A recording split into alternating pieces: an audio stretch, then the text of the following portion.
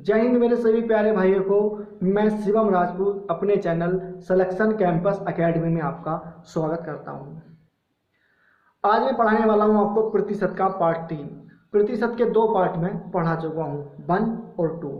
प्रतिशत के पार्ट 1 में मैंने सिखाया है कि प्रतिशत को फ्रैक्शन में कैसे चेंज किया जाता है और फ्रैक्शन को प्रतिशत में कैसे चेंज किया जाता है। प्रतिशत का मतलब मैंने समझाया, प्रतिशत का मतलब 100 क्यों होता है, हम उसे 100 क्यों मानते हैं। प्रतिशत के पार्ट 2 में मैंने सिखाया है कुछ बेसिक क्वेश्चन, जैसे 460 का 15% कि एक संख्या को 20% कम करने पर वह संख्या इतनी हो जाती है, तो मूल संख्या ज्ञात करो। ऐसे वाले क्वेश्चंस में पार्ट 2 में करा चुका हूँ। आज जो मैं टाइप कराने वाला हूँ वो होगा परीक्षा पर पास फेल पर आधारित प्रश्न। क्या होंगे? परीक्षा पर पास फेल पर आधारित प्रश्न। कोई सा भी एग्जाम हो दुनिया का, अगर मैं जो टाइप कराने वाला हूँ इससे बाहर क्वेश्चन नहीं जाएगा।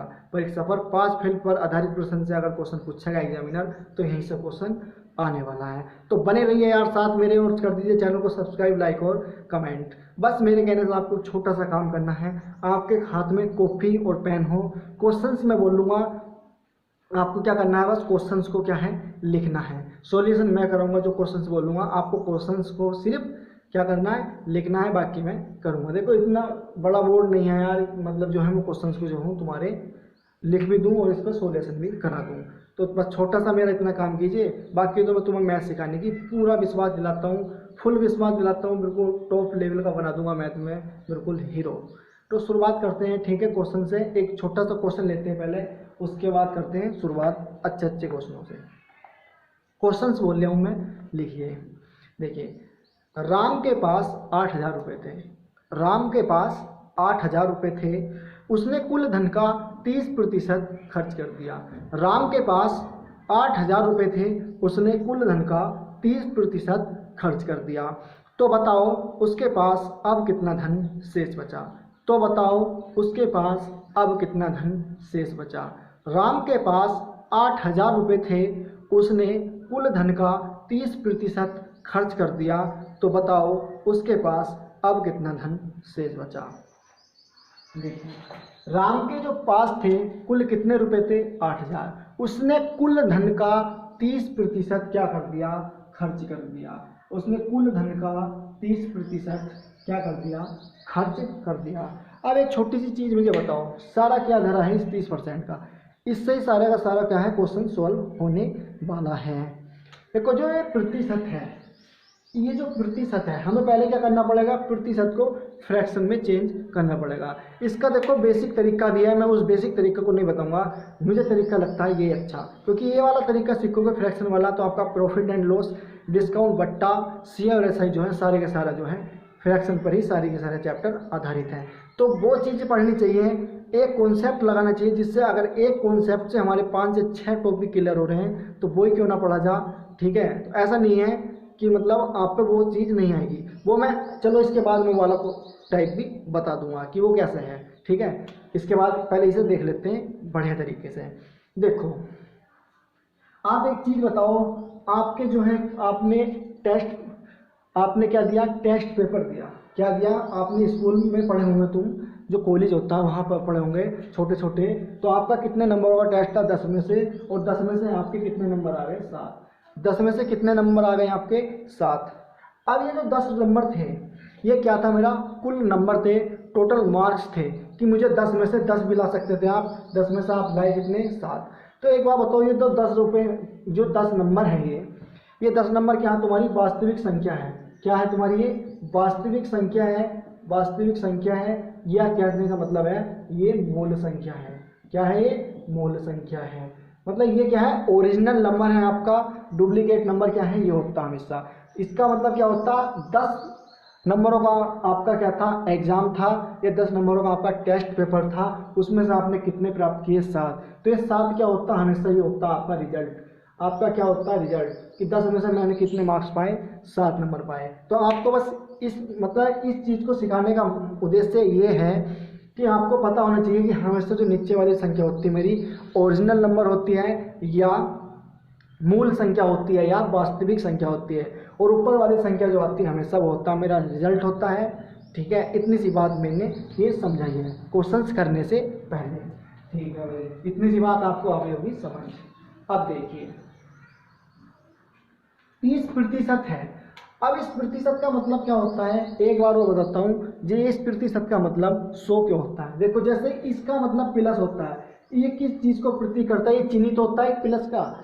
ऐसे ये वाला चिन्ह एक माइनस का चिन्ह होता है, ये गुणा का चिन्ह होता है, ये भाग का चिन्ह करता है। मतलब कहने का ये प्लस को प्रतिशत करता है, ये माइनस को प्रतिशत करता है, ये गुणा को प्रतिशत करता है, ये भाग को प्रतिशत करता है, और ये बराबर को प्रतिशत करता है। इसी प्रकार ये भी चिन्ह एक प्रतिशत को प्रतिशत करता है, ये अपने आप में 100 को प्रतीक करता है, ये अपने आप में 100 को प्रदर्शित करता है। तो इस चिन्ह का मतलब क्या है, 100 है। ठीक है, तो ये अपने आप में किस चीज को प्रदर्शित करता है, 100 को प्रदर्शित करता है। देखो, अगर मैं जब भी ये प्रतिशत हटाऊंगा, इसे फ्रैक्शन में चेंज करने के लिए, अगर मैं जब भी प्रतिशत हटाऊंगा ये वाला, तो ये कहाँ जाएगा, इसके बटे में। कभी भी प्रतिशत हटाऊंगा तो हमेशा ऊपर वाली संख्या के नीचे ही वो 100 चला जाएगा। तो कहाँ जाएगा ये, इसके नीचे। देखो, इससे ये वाला शून्य मैं कैंसिल कर देता हूँ, इससे वाला शून्य कैंसिल हो जाएगा। अब कोई भी संख्या नहीं घटेगी, तो ये आ जाएगा 3/10। कितना आ गया ये, 3/10। इसका मतलब कह रहा है कि राम ने कुल धन का 30% खर्च कर दिया। मैंने माना कि मेरी मूल संख्या क्या थी, या मेरा ओरिजिनल नंबर क्या था, ये मेरी मूल संख्या थी कितनी, 10 रुपये। अब एक बार बताओ, मैंने क्या मान लिया, 10 रुपये। ये क्या था, मेरा रिजल्ट। उसने कुल धन का 30% खर्च कर दिया। इसका मतलब मैंने जो 10 रुपये माने हैं, मैंने कुल धन कितना मान लिया, 10 रुपये। आपने दिमाग में भी बैठा लो कि अभी फिलहाल जो मेरी जेब में कितने हैं, मेरे पे कुल रुपए जो हैं 10। आपने 10 रुपये लिए और आपने एक काम किया, 10 रुपये में से आपने क्या कर दिए, 3 रुपये कर दिए खर्च। अब ये 3 रुपये खर्च ऐसे हो गए कि आप जा रहे थे मार्केट, नहीं, मार्केट से आप आ रहे थे। अब आपके जो बच्चे थे, आपके बच्चों ने के आपके मन में आई, यार आज पैसे तो हैं थोड़े, एक काम कर लेता हूँ, इसमें से 3 रुपये की मैं टॉफ़ी ले लेता हूँ। 1 रुपये की 4 वाली आपने क्या कर ली, टॉफ़ी ले ली। ठीक है, तो आपने सोचा बच्चे भी खुश हो जाएंगे, 3 रुपये की 12 मिलेंगी, तो बच्चे भी खुश और मैं भी खुश, और पैसे की 7 रुपये की बचत क्या हो जाएगी, मेरी जेब में हो जाएगी। आपने ये वाला तरीका सोच लिया, तो आपने क्या किया, आपकी जेब में से कुल 10 रुपये, आपने 3 रुपये क्या कर दी, टॉफ़ी ले ली, या 3 रुपये का बिस्कुट ले लिया, कुछ भी कर लिया, 3 रुपये क्या कर दिया आपने 10 रुपये में से खर्च। तो आपकी जेब में कितने रुपये बचे, 7 रुपये बचे। कितने रुपये बचे, 7 रुपये बचे। अब आप एक बात मुझे गौर से बताओ, क्या कुल धन राम के पास 10 रुपये था? राम के पास कुल धन 10 रुपये नहीं था। क्वेश्चन ने कहा अभी 10 रुपये नहीं था उसके पास, तो कुल धन 8000 रुपये था। इससे मुझे ये पता चल गया, इस 10 यूनिट का मान कितना दिया है, इस 10 का मान दिया उसने 8000। तो 10 का मान कितना दिया है इसका, 8000। भाई 10 रुपये ना होकर उसकी जेब में कितने रुपये थे, 8000 रुपये थे। ठीक है, 1 यूनिट का अगर मैं मान निकालना चाहूँ, 1 यूनिट का मान निकलेगा 8000 बटे में 10। देखो, इस वाले शून्य से ये शून्य कैंसिल, ये कितना आ गया, 800। अगर ये 800 रुपये धन आया है, तो ये भी 7 रुपये न होके, ये भी 7 रुपये न होकर इसका कितना गुना होगा, 800 गुना होगा। तो ये भी 7 रुपये न होकर इसका कितना गुना होगा, 800 गुना होगा, और क्वेश्चन का आंसर आ जाएगा 5600। तो उसकी जेब में कितने रुपए बचे थे, 5600 रुपये उसकी जेब में बचे थे। मतलब कहने का ये है, उसकी जेब में 8000 रुपये थे, 8000 रुपये में से उसने कुछ का सामान खरीद लिया। खरीदने के बाद उसकी जेब में कितने रुपए बचे, 5600 रुपये बचे। ठीक है, इस क्वेश्चन का जो आंसर आ गया 5600 रुपये आ गया। बहुत ही अच्छी तरीके से मैंने क्वेश्चन को समझाया है। आई होप कि आपके क्वेश्चन समझ में आ गया होगा। ठीक है, जिन्होंने इस क्वेश्चन को क्या कर लो, अपनी नोटबुक में उतार लो।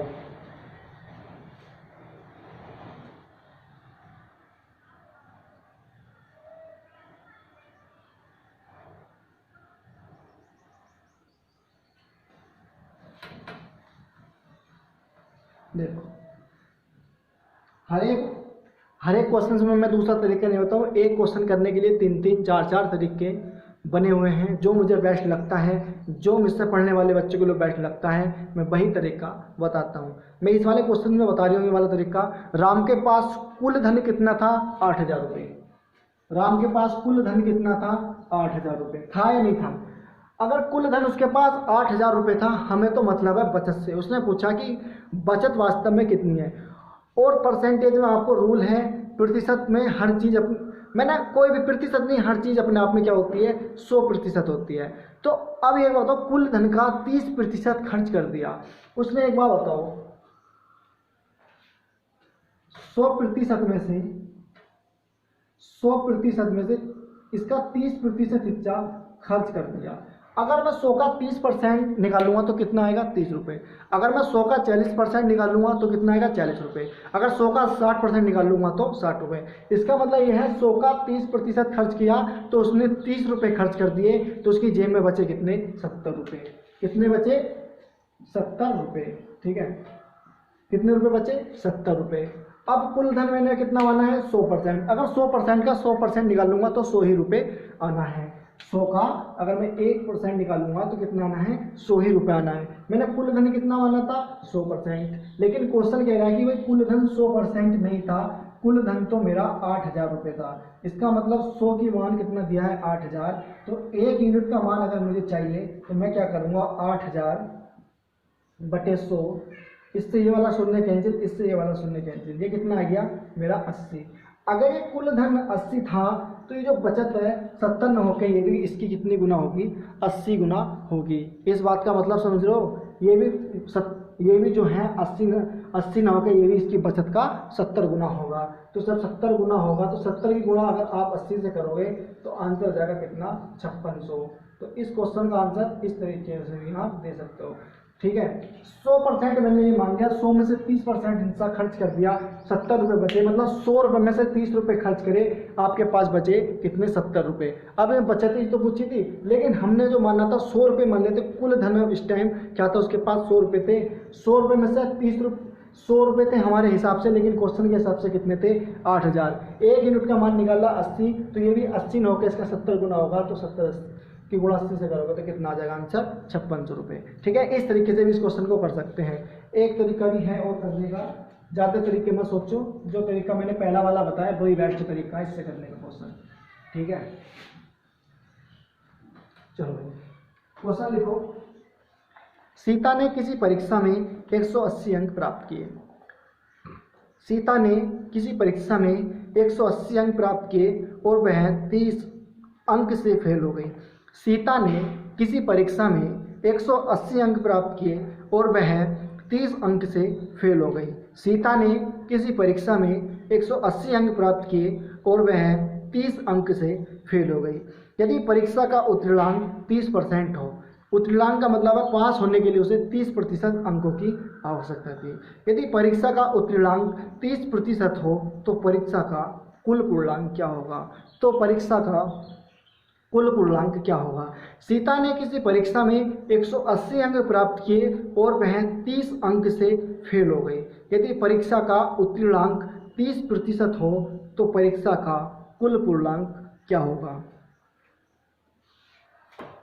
अब जो सीता थी, एक बात मुझे बताओ, सीता ने कितने मार्क्स प्राप्त किए। सीता ने कितने मार्क्स प्राप्त किए। ठीक है भाई, प्राप्त कितने किए 180। ठीक है, फेल कितने से हो गई 30 अंकों से।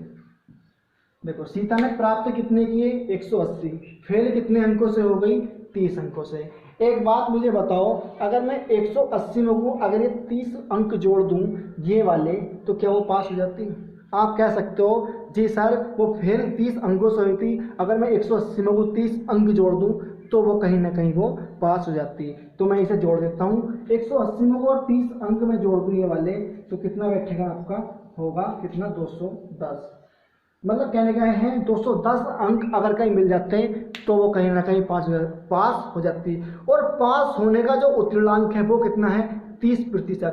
तो इसका मतलब यह है 30% का मान कितना दिया है मुझे 210। तो 30% का मान कितना दिया है मुझे 210। 1% का मान अगर मैं निकालना चाहूँ तो 210 बटे 30, और मुझे कैसे में निकालना है कुल पूर्णांक। देखो ये प्रतिशत है, और ये अगर प्रतिशत यहाँ से मैं हटाऊंगा तो ये कहाँ जाएगा इसके बटे में 100 जाएगा, और जब तीसरा बटे होता है तो ये अपने आप जाकर के कहाँ पहुँच जाता है, ये सबसे ऊपर हो जाता है। इसलिए मैं इसे डायरेक्ट ऊपर ही लिख देता हूँ 100 को। तो ये कितना हो जाएगा गुणा में 100। अब इसे काट दो, देखो 0 से 0 खत्म, 3 सत्ते 21, 7 की गुणा 100 से करो तो कितना आ जाएगा 700।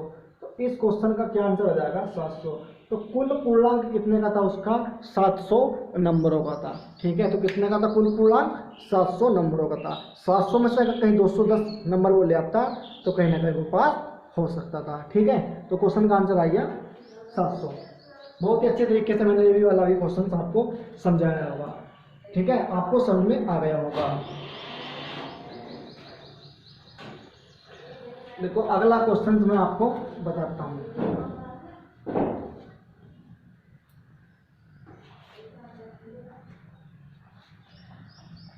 क्वेश्चन है, सीता ने किसी परीक्षा में 20% अंक प्राप्त किए। सीता ने किसी परीक्षा में 20% अंक प्राप्त किए। सीता ने किसी परीक्षा में 20% अंक प्राप्त किए और वह 72 अंक से फेल हो गई। और वह 72 अंक से फेल हो गई।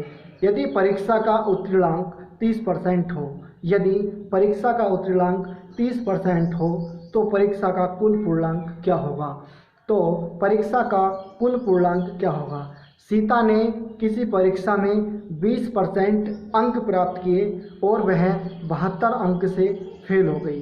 सीता ने किसी परीक्षा में 20% अंक प्राप्त किए और वह 72 अंक से फेल हो गई। यदि परीक्षा का उत्तीर्णांक 30% हो तो परीक्षा का कुल पूर्णांक क्या होगा।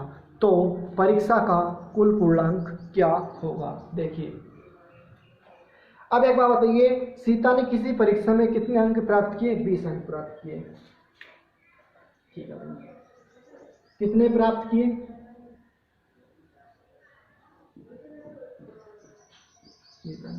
कितने अंक प्राप्त किए। देखो प्राप्त किए 20% अंक प्राप्त किए।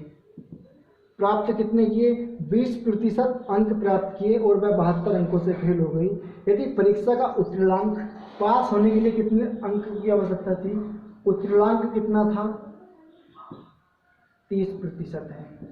परीक्षा का उत्तीर्णांक कितना था 30% है और वो फेल हो गई। फेल कितने अंकों से हो गई, अब इसे यहाँ लिखो, फेल हो गई वो 72 अंकों से। अब एक छोटी सी चीज मुझे बताओ, प्राप्त की है 20% अंक, फेल हो गई 30% से। एक बार बताओ, अगर इसे कहीं ना कहीं ये फेल का जो गैप है ये कितने प्रतिशत का है 10% का। अगर कहीं ना कहीं इसे 10% मार्क्स मिल जाते या 10% नंबर इसे मिल जाते तो कहीं ना कहीं वो पास हो जाती है। तो इसका मतलब ये है इस 10 यूनिट का मान कितना दिया है, प्रतिशत का मान 720। तो इससे मुझे यह पता चल गया कि जो गैप है 10% का मान कितना दिया है, मुझे दिया है 720। 1% का मान अगर मैं निकालना चाहूँ तो 720/10 और गुणा में लगा दूंगा, देखो ऊपर 100। अब प्रतिशत घटेगा तो फिर ये ऊपर पहुंचेगा बटे, अब तो समझने की जरूरत नहीं, तो 0 से 0 खत्म और ये आ जाएगा आपका 720। तो इस क्वेश्चन का जो आंसर आ जाएगा कुल पूर्णांक क्या हो जाएगा 720। ये जो गैप है इस 10% की वजह से तो वो फेल हुई। कहीं ना कहीं अगर उसे 10% नंबर मिल जाते तो वो भी कहीं ना कहीं पास हो जाती। तो 10% का मतलब मान कितना दिया था 72, क्योंकि 72 अंकों से फेल हुई थी हमारे हिसाब से। ठीक है, तो 10 का मान 72, 1 का मान कितना 72 और 72 की गुणा जब 720 की गुणा 10 से करोगे तो कितना आंसर हो जाएगा 720। इस क्वेश्चन का आंसर हो जाएगा 720। ठीक है भाई।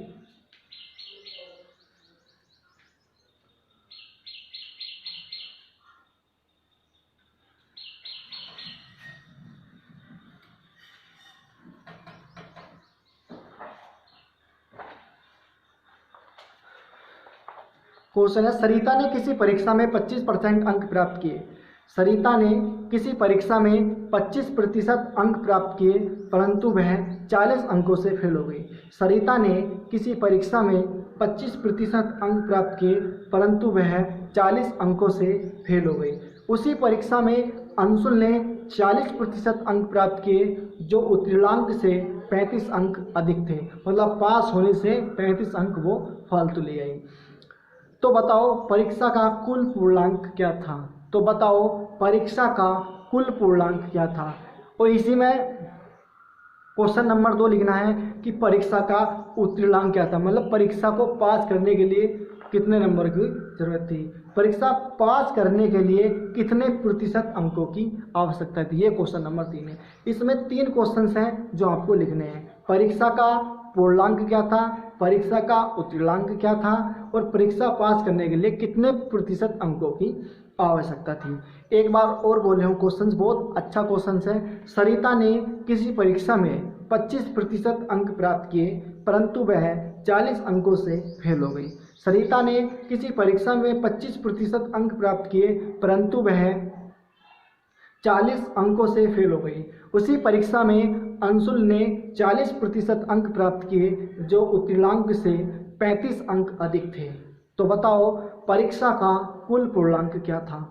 तो बताओ परीक्षा का कुल पूर्णांक क्या था। क्वेश्चन नंबर 2 है परीक्षा का उत्तीर्णांक क्या था। क्वेश्चन नंबर 3 है परीक्षा पास करने के लिए कितने प्रतिशत अंकों की आवश्यकता थी। देखो ये सरिता ने कितने प्रतिशत अंक प्राप्त किए, 25% अंक प्राप्त किए और वह 40 अंकों से क्या हो गई फेल। 40 अंकों से क्या हो गई फेल। वही उसी परीक्षा में एक लड़की थी अंशुल, उसने 40% अंक प्राप्त किए और वह 35 अंक क्या ले आई अधिक ले आई, मतलब 35 अंक क्या ले आई अधिक ले आई। मतलब इसमें ये जो है 40 नंबरों से फेल हो गई, ये उसी परीक्षा में 35% क्या ले आई, 35 मार्क्स जो है अधिक ले आई। अब इस क्वेश्चन को करने के लिए सबसे मस्त कॉन्सेप्ट है, देखो ये वाला। जब भी ऐसा क्वेश्चन मिले तो इस क्वेश्चन को करने के लिए कभी भी देखो इधर क्या करना होगा, हमेशा माइनस।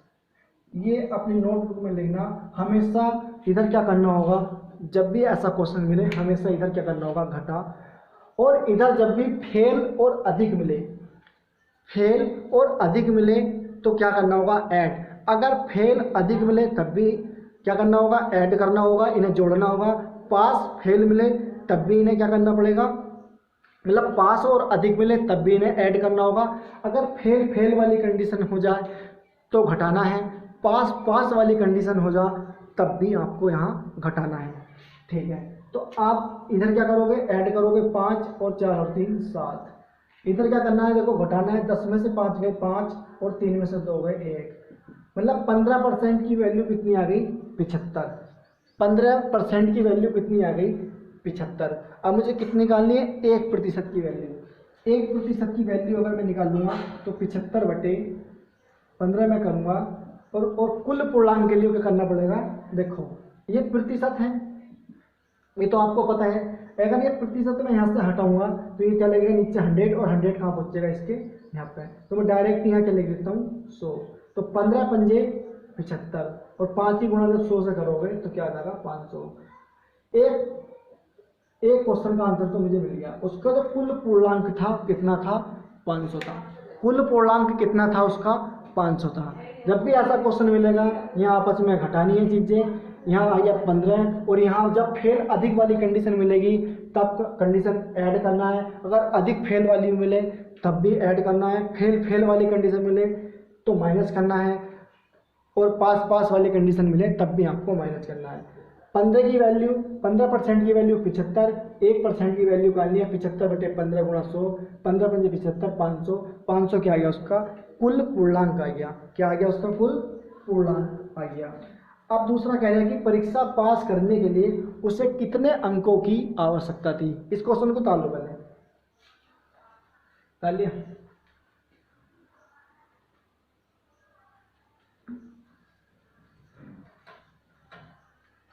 देखो कुल पूर्णांक, अब आपको पता चल गया कि जो कुल पूर्णांक है कितना है मेरा 500। परीक्षा पास करने के लिए उसे कितने अंकों की आवश्यकता थी। पहले 500 का 25% निकाल लो।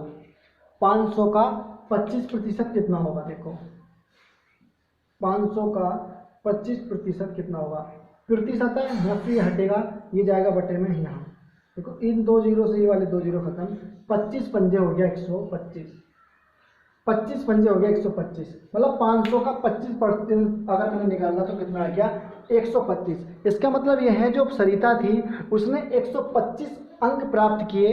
इसका मतलब ये तो हो गया सरिता जो थी उसने कितने अंक प्राप्त किए, 125 अंक प्राप्त किए और 40 अंकों से क्या हो गई फेल। ऐसे क्वेश्चन मैं पहले कराया है अभी। अगर मैं 125 अंकों को ये वाले 40 अंक जो जिससे फेल हुई है अगर मैं दे दूं तो क्या सरिता पास हो जाती? आप कहते हैं हाँ सरिता पास हो जाती। तो मैं 125 में ध्यान देखो तो 125 तो थे, अगर प्लस 40 अंकों से जो फेल हुई और फेल वाले अंक अगर मैं सरिता को दे दूं तो वो क्या हो जाएगी पास। तो टोटल कितना होगा 5, 12 और 4, 5 का 5, 4 और 2 6 और 1, ठीक है। तो 165 नंबर से क्या हो जाती है पास। तो उसे कितने अंकों की आवश्यकता थी, उत्तरांक कितना था, 165 नंबरों का उत्तरांक था। तो परीक्षा में पास होने के लिए कितना उत्तरांक था, 165 नंबर लाने उनको जरूरी थे। अगर सरिता हो चाहे अंशुल हो आना 165 ही है।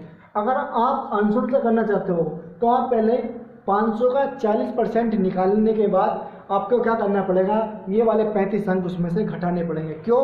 क्योंकि वो 35 अंक अधिक लाई है। ये 35 अंक जो अधिक लाई है, अगर 35 अंक मैं घटा दूं तो मुझे ये पता चल जाएगा कि उसका पास होने का प्रतिशत कितना था। ठीक है, तो इस तरीके से भी आप इस क्वेश्चन को कर सकते हो। लेकिन मेरा जो कॉन्सेप्ट है या बढ़िया तरीका जो करने का वो ऊपर वाले चाहिए कि 500 का 25% निकाल लिया, आ गया मेरा 125। मतलब कहने का ये है सरिता ने 125 अंक प्राप्त किए और वह 40 अंकों से फेल हो गई। अगर 125 में जो अगर 40 अंक और दे दूं तो कहीं ना कहीं वो सरिता पास हो जाती। तो मैंने वही काम किया, 125 में 40 अंक दिए तो 165। दूसरे क्वेश्चन का आंसर कितना आ गया 165। क्वेश्चन रह गया तीसरा कि उसका प्रतिशत कितना था। ठीक है, ठीक है। देखो कुल पूर्णांक कितना है,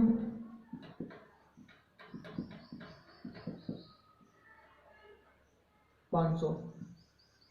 अब इस 500 की क्या करनी है, इस 5 की क्या देनी है यहाँ पर भाग, प्रतिशत निकालने के लिए 5 की भाग दे दो। यहाँ पर कितनी बार गई देखो, 5 अट्ठे 40, कितनी बार गई, 5 से काटोगे 40 को तो 5 अट्ठे 40 और 25% में ये जोड़ दो 8%। क्या जोड़ दो, ये वाला 8 क्या कर दो ऐड कर दो, तो मुझे परीक्षा का उत्तरांक पता चल जाएगा 5 अट्ठे। अगर इस 25% में ये वाला 8 में जोड़ दूं तो मुझे कहीं ना कहीं प्रतिशत भी पता चल जाएगा। 8 5 13, तो उसका जो प्रतिशत था 33% उसको अंक लाने आवश्यक थे। तो तीसरे क्वेश्चन का आंसर जो आ गया आपका आ गया 33%। तीसरे क्वेश्चन का आंसर आ गया 33%। ठीक है, तीनों क्वेश्चन के आपको मिल गया आंसर।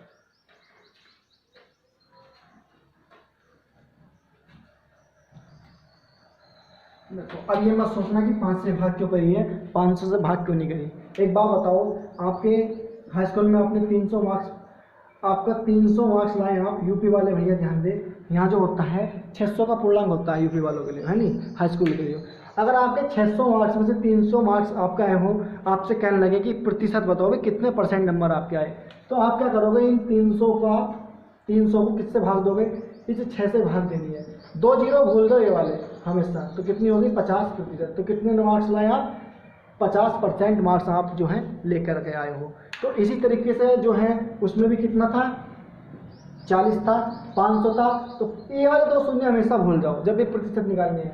5 से भाग दी, 5 अट्ठे 40 और 25 में को अगर 8% और उसे मार्क्स मिल जाते, 25% होते हैं, अगर 8% और मिल जाते तो 25 और 8 33% कहीं ना कहीं उसके मार्क्स हो जाते और वो क्या हो जाती, पास हो जाती कौन, सरिता। ठीक है, तो इस बात से मत भूलिए।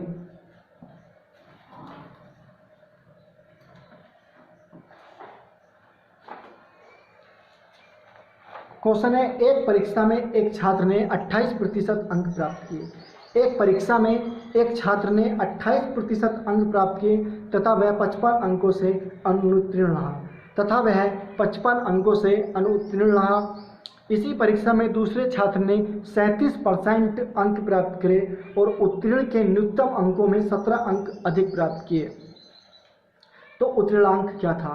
एक परीक्षा में एक छात्र ने 28% अंक प्राप्त किए तथा वह 55 अंकों से अनुत्तीर्ण रहा, मतलब 55 अंकों से क्या हो गया, फेल हो गया। इसी परीक्षा में दूसरे छात्र ने 37% अंक प्राप्त करे, उत्तीर्ण के न्यूनतम अंकों में 17 अंक अधिक प्राप्त किए, तो उत्तीर्णांक क्या था, मतलब ये दूसरा छात्र था, इन्हें 37% अंक प्राप्त करने के बाद जो न्यूनतम अंक थे उनसे भी, जो पास होने के लिए न्यूनतम अंक थे उनसे भी 17 अंक क्या किया, अधिक लेकर के आया। अब देखिए 28% अंक प्राप्त किए और वह फेल हो गया 55 अंकों से। दूसरे छात्र ने 37% अंक प्राप्त किए और वे कितना अंक अधिक लाया, 17 अंक। देखो ये क्या लाया, ये क्या होया, फेल हो गया, और ये क्या होया, अधिक लेकर आया। अभी बताया इन दोनों का क्या करना है, आपस में घटाना है। 17 में से 8 गया 9, ठीक है, और इधर क्या करना है, आपस में जोड़ना है। जब फेल और अधिक वाली कंडीशन हो तो क्या होगा, जोड़ेंगे। 7 5 12 और 5 1 6 1 7, ठीक है। 9% की वैल्यू कितनी दी है, 72। 9% की वैल्यू कितनी दी है आपको, 72, और 1% की वैल्यू निकालनी पड़ेगी, तो आपको करना पड़ेगा 72/9। प्रतिशत हटेगा तो ऊपर जाएगा 100, यहाँ आया 100। 9 8 72, और 8 की गुणा जब 100 से करोगे तो 800 क्या आ जाएगा आपका कुल पूर्णांक।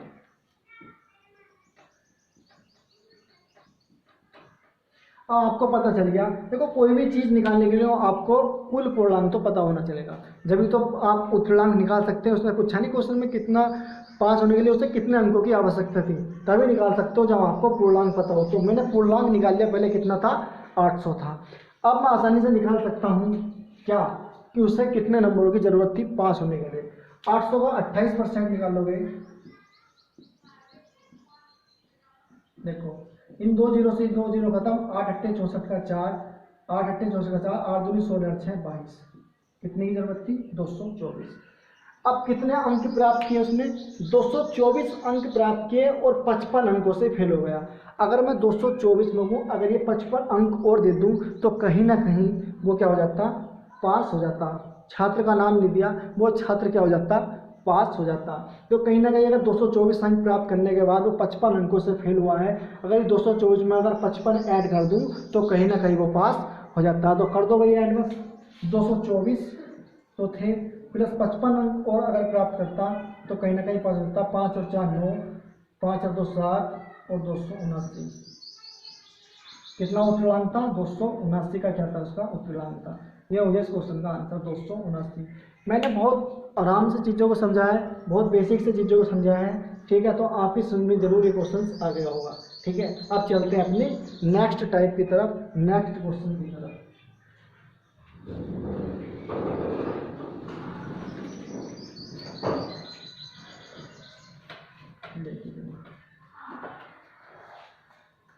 क्वेश्चन है, नेक्स्ट टाइप है भाई, विद्यार्थियों के एक समूह में 70% अंग्रेजी बोल सकते हैं।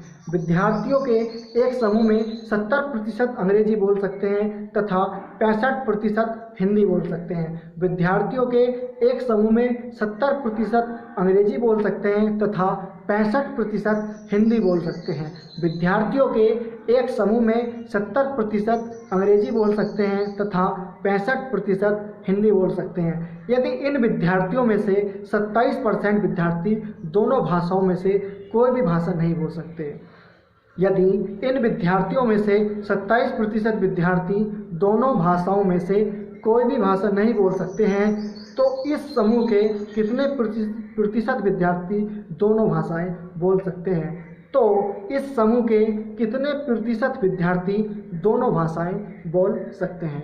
न्यू टाइप है, एग्जाम में बहुत आता है, ठीक है भाई, बिल्कुल ध्यान से समझेंगे, छोटी छोटी चीज़ों को लेकर चलेंगे, ठीक है। विद्यार्थियों के एक समूह में 70% अंग्रेजी बोल सकते हैं, ठीक है भाई। अब एक चीज़ है यहाँ पर जो थोड़ी सी पकड़ के करनी है, बस आपको इतनी पकड़ करनी है, जहाँ दे रखा है ये, यदि इन विद्यार्थियों में से 27% विद्यार्थी दोनों भाषाओं में से कोई भी भाषा नहीं बोल सकते।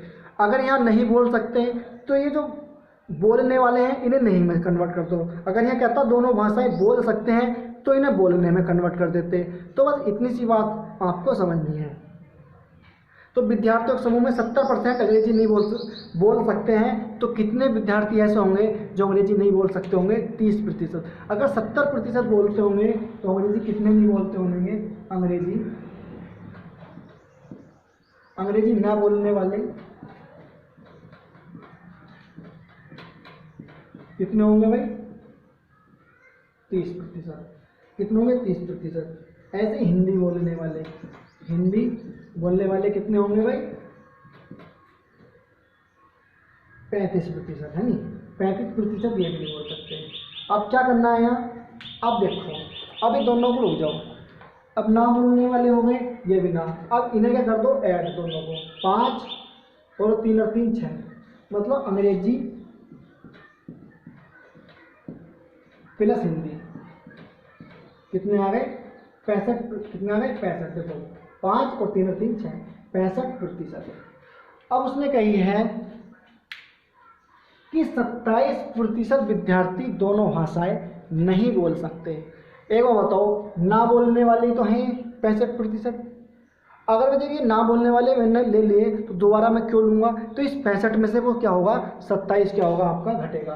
तो 27% आप इसमें से घटाओगे तो आपका बचेगा 15 में से 7 गया 8 और 5 में से 2 गया 3। 38% विद्यार्थी ऐसे थे जो दोनों भाषाओं में से कोई सी भी भाषा नहीं बोल सकते थे। तो उसने ये पूछा है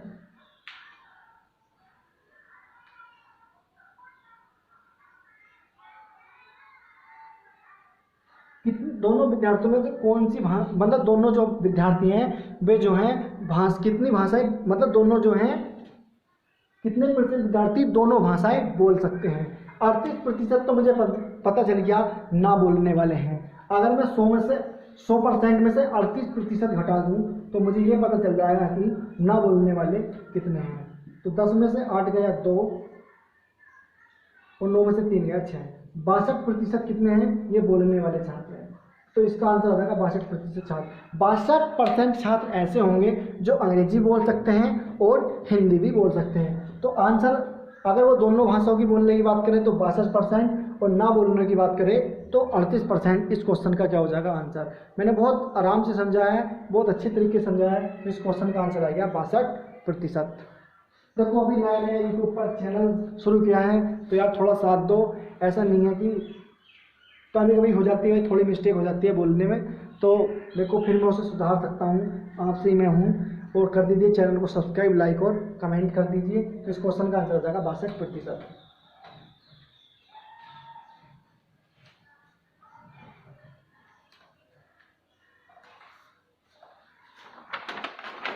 देखो किसी परीक्षा में 30% छात्र हिंदी, 30% छात्र हिंदी में, 25% छात्र विज्ञान में तथा दोनों विषय में 10% छात्र फेल हुए।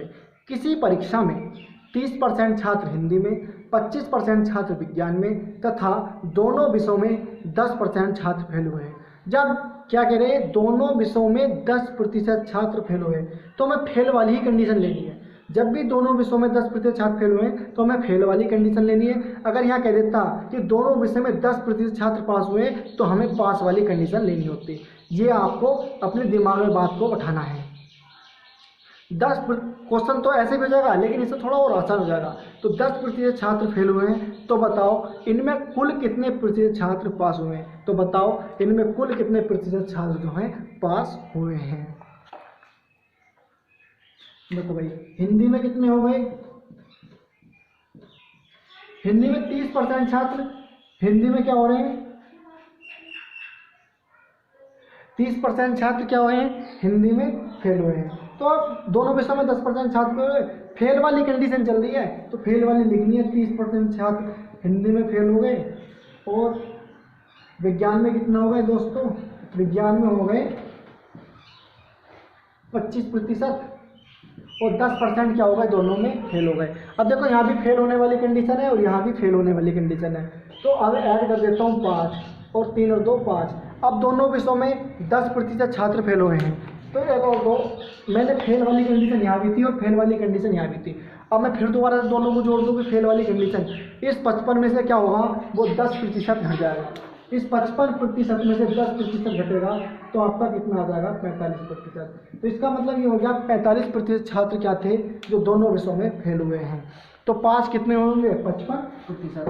अगर 45% फेल हो गए बच्चे तो 55% क्या हो गए होंगे पास। अगर मैं 100 में से 45% घटा दूंगा तो मुझे क्या आ जाएगा 55%। 55% क्या हो गए होंगे पास हो गए होंगे। इस क्वेश्चन का आंसर आएगा 55%। तो कितने पास हुए हैं 55% छात्र क्या होंगे पास हो गए। इस क्वेश्चन का आंसर है 55%। ठीक है। दूसरा तरीका भी है इसको गोल वृत्त वाला कंडीशन। वो इससे बढ़िया कंडीशन तो ये है जहाँ भी दोनों अगर फेल वाली कंडीशन है तो फेल वाली जवानी है, पास वाली कंडीशन है तो पास वाली कंडीशन जवानी है। यहाँ घटाने में जो तुम्हें दिक्कत नहीं होगी। ना तो आप कभी जल्दी जल्दी में अगर पास वाली कंडीशन में रख देता तो आप इसमें से 10 नहीं घटाते, फिर कितना घटाना पड़ता 90 घटाना पड़ता। ये बात भी आपको ध्यान में रखनी पड़ेगी। इसलिए जो कंडीशन देता है दोनों विषयों वाली वही रखने में फ़ायदा होता है। ठीक है। इस क्वेश्चन का कितना आंसर है 55%।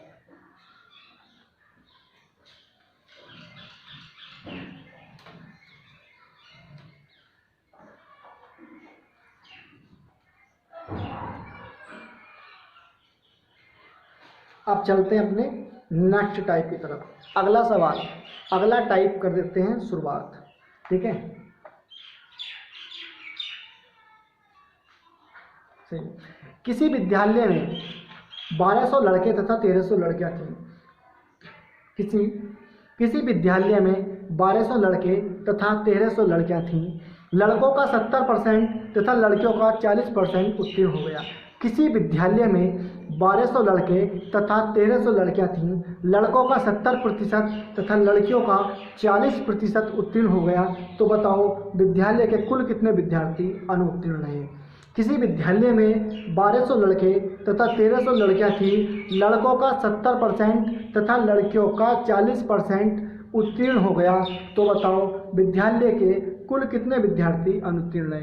तो कंडीशन जो जवानी है वो अनुत्तीर्ण वाली जवानी है। क्यों जवानी है, हमें निकालना है उसका कुल अनुत्तीर्ण विद्यार्थी कितने थे। तो मैं कुल अनुत्तीर्ण विद्यार्थी निकाल लेता हूँ, लड़के और लड़की थे कितने। देखो 1200 लड़के थे,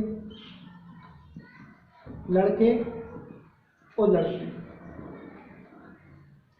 लड़के कितने थे 1200 थे और लड़की कितनी थी 1300 थी। लड़के और लड़की कुल मिलाकर कितने हो जाएंगे 2500।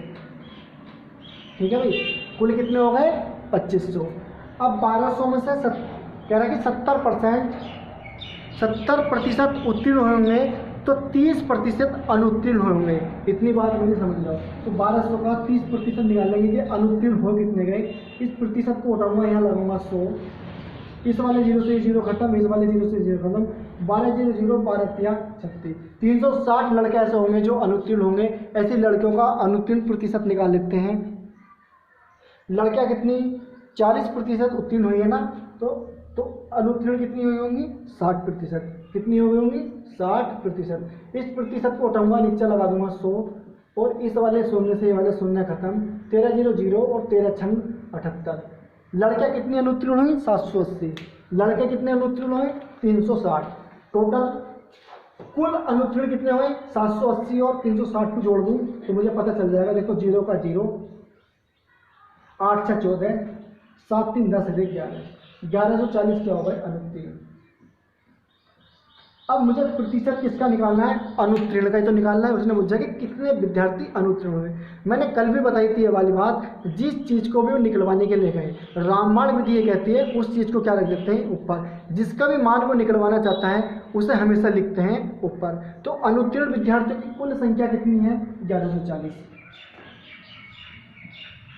अनुत्तीर्ण विद्यार्थी की कुल संख्या कितनी है 1140। अब ये 1140 जो फेल हुए हैं ये फेल कितने में से होंगे, कुल छात्र कितने 25। 1140 फेल हुए हैं, ये कितने में से हुए हैं 2500 में से फेल हुए हैं। गुणा में कर दो 100। ठीक है। अब इन 2 0 से 2 0, इस 0 से ये वाला 0 खत्म, इस वाले 0 से ये वाला खत्म। देखो 5 पंजे 25 और 5 दूनी 10 और इससे खत्म करो। अब इसकी गुणा कर लो। देखो अभी अब कटेगा नहीं है, इससे कर लो गुणा। 114 देखो, 114 की गुणा 2 बार, यहाँ देखो 114 की गुणा 2 बार करूँगा, 2 चौक 8 और 11 दूनी 22, 228 बटे में ये वाला 5 ऐसे आ जाएगा। देखो फिर 5 चौक 20 बचा कितना, 2 हो गया कितना 28, 5 पंजे 25 बचा कितना 3, लगाया पॉइंट पड़ा है 0 तो वहाँ पर हो गया 30 और 5 छंग 30, तो 45.6% क्या थे बच्चे, क्या थे अनुत्तीर्ण हुए। तो कितना प्रतिशत था वो, 45.6%। इस क्वेश्चन का आंसर जो आ जाएगा वो आ जाएगा आपका 45.6%। ठीक है, क्वेश्चन को तौर अभी आ रहा हूँ। ठीक है,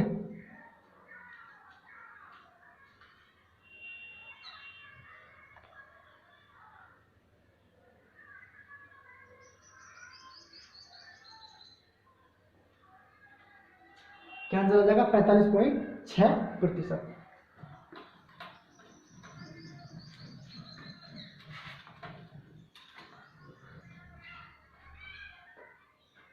अब एक क्वेश्चन, एक सवाल फिर ऐसे ही है। एक परीक्षा में 1100 लड़के तथा 900 लड़कियों ने भाग लिया। एक परीक्षा में 1100 लड़कों तथा 900 लड़कियों ने भाग लिया। उनमें 50% लड़के और 40% लड़कियां परीक्षा में उत्तीर्ण हो गई।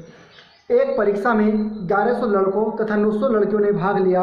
उनमें 50% लड़के और 40% लड़कियां परीक्षा में उत्तीर्ण हो गई। तो अनुत्तीर्ण परीक्षार्थियों का प्रतिशत कितना रहा।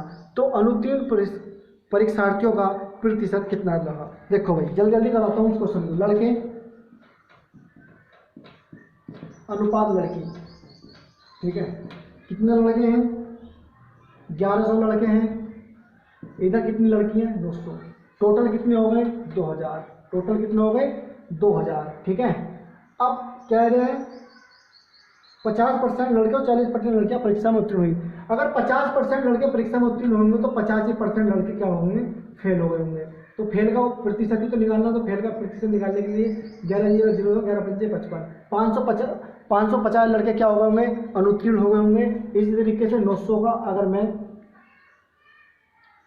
60% निकालूं, इस प्रतिशत को हटाओगे नीचे लगेंगे 100, इस 0 से 2 0 खत्म, 9 छंग 54, 540 क्या हो गई होंगी, लड़कियां अनुत्तीर्ण हो गई होंगी। ठीक है, हमें निकालना अनुत्तीर्ण प्रतिशत का, तो हम पास वाले का प्रतिशत निकाल लेंगे और अनुत्तीर्ण वालों का निकाल लेंगे। अगर 50% फेल तो 50% पास, अगर 40% फेल तो लड़की 60% क्या हो, वो लड़की 40% पास तो 60% लड़की क्या होंगी, फेल। 60% निकालना 540, इसका 50% निकालना तो 550। ये तो कैलकुलेशन की बात है, ये तो कर दोगे।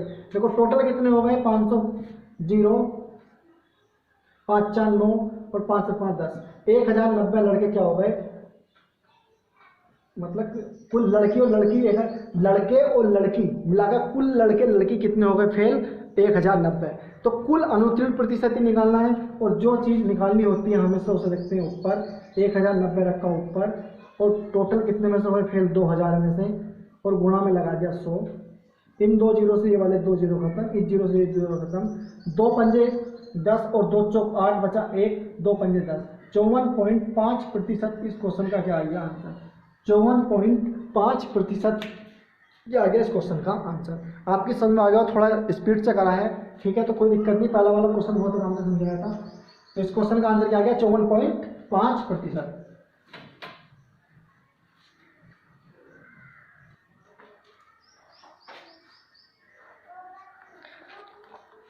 देखो किसी विद्यार्थी ने, नेक्स्ट टाइप है, अगला टाइप है, किसी विद्यार्थी ने विज्ञान के विषय में, किसी विद्यार्थी ने विज्ञान के विषयों में 300 में से 32% अंक अर्जित किए। मतलब कोई विद्यार्थी था, उसने विज्ञान के विषयों में 300 में से 32% अंक अर्जित किए। किसी विद्यार्थी ने विज्ञान के विषयों में 300 में से 32% अंक अर्जित किए। वह भाषा के 200 अंक वाले प्रश्न पत्रों में कितने अंक अर्जित करें ताकि उसे कुल मिलाकर 46% अंक प्राप्त हो जाए। वह भाषा के 200 अंक वाले प्रश्न पत्रों में कितने अंक अर्जित करें ताकि उसे कुल मिलाकर 46% अंक प्राप्त हो। किसी विद्यार्थी ने विज्ञान के विषयों में 300 में से 32% अंक अर्जित किए। वह भाषा के 200 अंक वाले प्रश्न पत्रों में कितने अंक अर्जित करें ताकि उसे कुल मिलाकर 46% अंक प्राप्त हो जाए। करो क्वेश्चन को जरा, मैं इसमें इंक डाल लेता हूँ, अपना लगाओ दिमाग, लगाओ दिमाग भाई। दिमाग चलना चाहिए कैंची की तरह। अगर मुझसे मैथ पढ़ लो तो क्या चलना चाहिए? कैंची की तरह। बिल्कुल टॉप लेवल का पढ़ा रही हूँ बिल्कुल। और ये जो क्वेश्चन है सारे प्रीवियस ईयर के आए हुए हैं।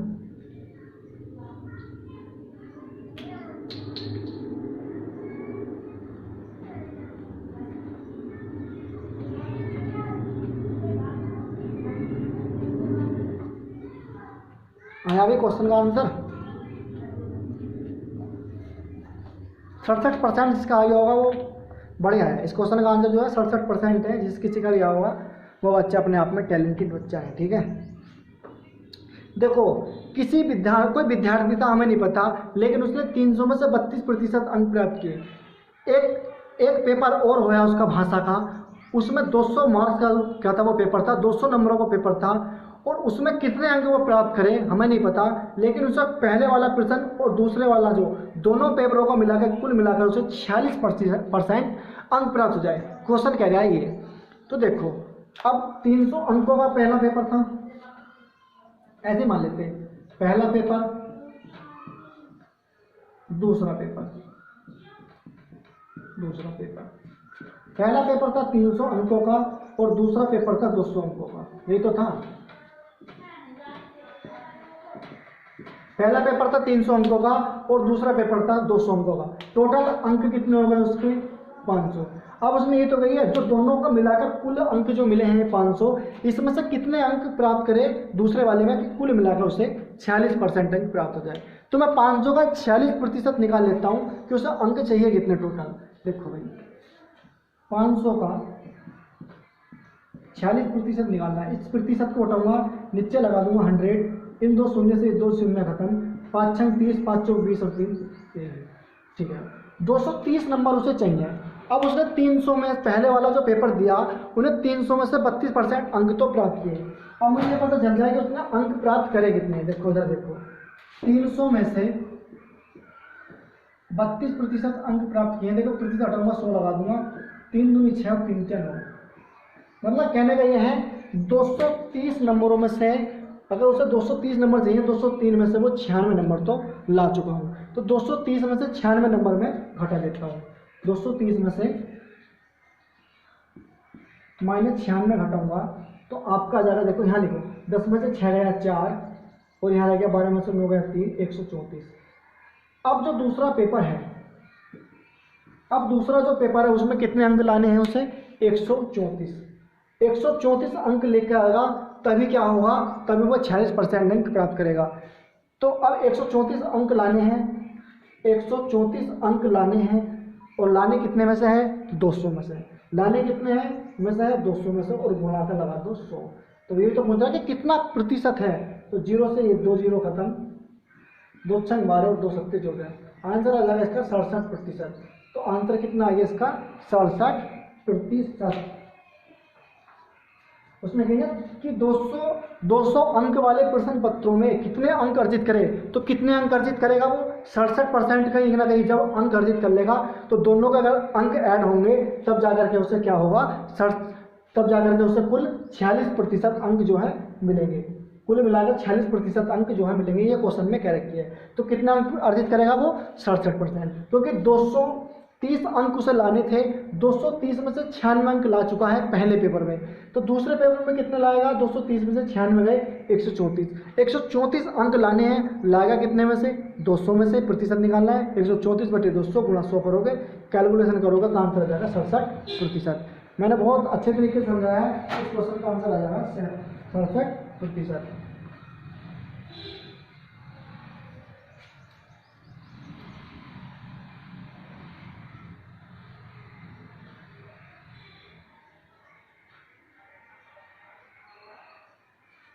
तो ठीक है दोस्तों, मिलते हैं नेक्स्ट क्लास में, अगली क्लास में। पढ़ा हुआ वीडियो अगर मेरा अच्छा लगा हो तो प्लीज़ मेरे चैनल को लाइक करो, कमेंट करो और चैनल को कर दो सब्सक्राइब। देखो धीरे धीरे ही चीज़ों को, अभी मैंने यूट्यूब पर नया चैनल स्टार्ट किया है, तो धीरे धीरे मैं जब एक्सपीरियंस हो जाएगा मुझे अच्छा, तो मैं और अच्छे तरीके से आपको बताऊँगा और अच्छे से पढ़ाऊँगा। तो ठीक है, बने रहो मेरे साथ और कर दीजिए चैनल को ज़्यादा से ज़्यादा बच्चों को जोड़ें। ठीक है, ज़्यादा से ज़्यादा। अब देखो भाई मैं लाइव तो आ नहीं सकता, लाइव में आ नहीं सकता तो मैं वीडियो को अपलोड करता हूँ। बेल आइकन को जरूर दबा लेना कि मैं अगली वीडियो बनाऊँ तो आपको नोटिफिकेशन मिलता रहे। तो मिलते हैं नेक्स्ट क्लास में। जय हिंद, जय भारत। और मेहनत करिए लगातार निरंतरता से। मैथ सिखाने की गारंटी मेरी है। मैथ से बिल्कुल मत घबराना, मैथ्स मैं सिखाऊंगा। बिल्कुल लो लेवल से, जीरो लेवल से हाई लेवल तक जाऊंगा। जो टीचर्स आपके एग्जाम में क्वेश्चन छुड़वा देते हैं वे क्वेश्चन भी मैं कराऊंगा। और ये क्वेश्चन जो कराए हैं ये इतने आसान नहीं थे जितना आपने सोच लिया। बहुत अच्छे लेवल के क्वेश्चंस मैंने आज कराए हैं। आज कराए ये एक क्वेश्चन और बचा है इसमें पास फेल पर आधारित। उसके बाद एक दो क्वेश्चन हल्का कराएंगे। उसके बाद जो कराएंगे चुनाव वाले क्वेश्चन को स्टार्ट करेंगे, चुनाव पर आधारित प्रश्न। अगली क्लास जो होगी आपकी होगी चुनाव पर आधारित प्रश्नों वाली। तो बने रहिए देखने के लिए अगली क्लास। चैनल को कर दीजिए सब्सक्राइब, लाइक और कमेंट। जय हिंद, जय भारत।